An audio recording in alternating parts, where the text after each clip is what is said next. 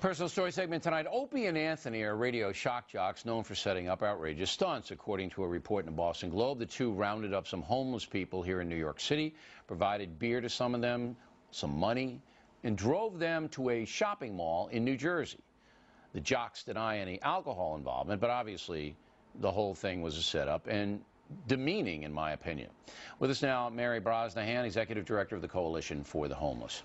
Now, Opie and Anthony were the guys that were fired for setting up, telling people to have sex in St. Patrick's Cathedral. So we know that these guys will do pretty much anything to get ratings and this and that. And they see this as an entertainment form, okay?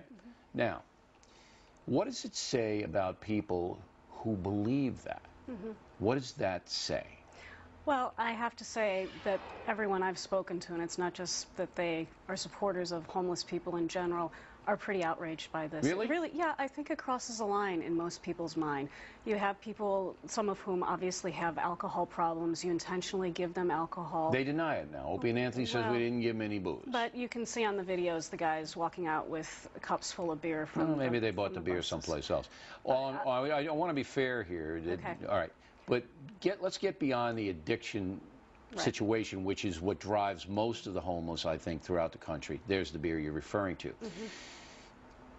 When you exploit people in this way, there are two ways you can go. Your way and my way. This is degrading and dehumanizing, and there's no excuse for it. Or the other way that says, hey, we gave these guys money.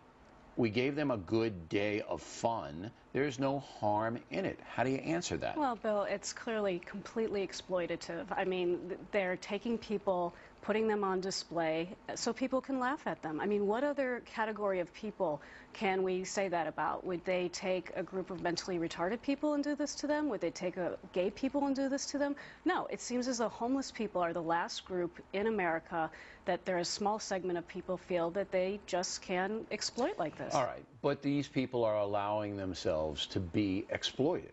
Well, how much choice do they have? Well, they're getting have paid. Nothing. They're getting paid. They're getting a small amount of money. I think most of them got a pair of sneakers out of the whole deal.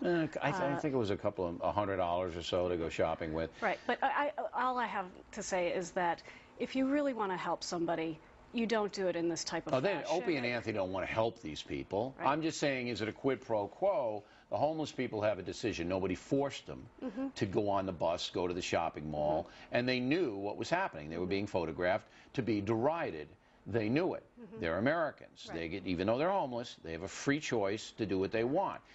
Some people are going to tell you that, Mary. I know they will, and I know you want to get past the addiction issue, but the fact is that everybody that's watching tonight has someone in their family or a friend who has alcohol problems. And the idea, I mean, when you watch, if you do go and watch this video, imagine somebody from your family being paraded off that bus and put on display. It's just absolutely despicable, and I think that most Americans reject it, particularly during the Christmas season. It's completely opposed to any type of Christian value. Okay. Now, I agree with you, and I think most of my audience agrees with you too. But the general population, I'm not so sure. Opie and Anthony get big ratings, all right? They do very well. And a lot of people say, if you're a bum in the street with an alcohol problem, that's on you. That's on you. So the empathy for homeless people is a lot lower than it would be for a lot of other people, is it not? Well, first of all, one of the things that disturbs me, obviously, beyond just what was done to these gentlemen, is that the people that are being paraded are actually not even that representative of the total population. I'll just give you an example. Here in New York City, there are about 34,000 people tonight sleeping in the shelters. 2/3 of those are women with children, okay? So this idea that all homeless people are alcoholic bums on the street, setting that issue aside, these people, there's hope for these people. There's a way to help them. Right. And the idea that, you know, this is the Christmas season. Can we not at least learn something from Christ and look beyond the material wealth of a person or the lack thereof and offer them a helping hand instead of putting them on parade? I try to do that myself, and Opie and Anthony, maybe they want to kick in some money to the Coalition for the Homeless to make up for their sins. All right, Mary, thanks very much. Merry Christmas to you.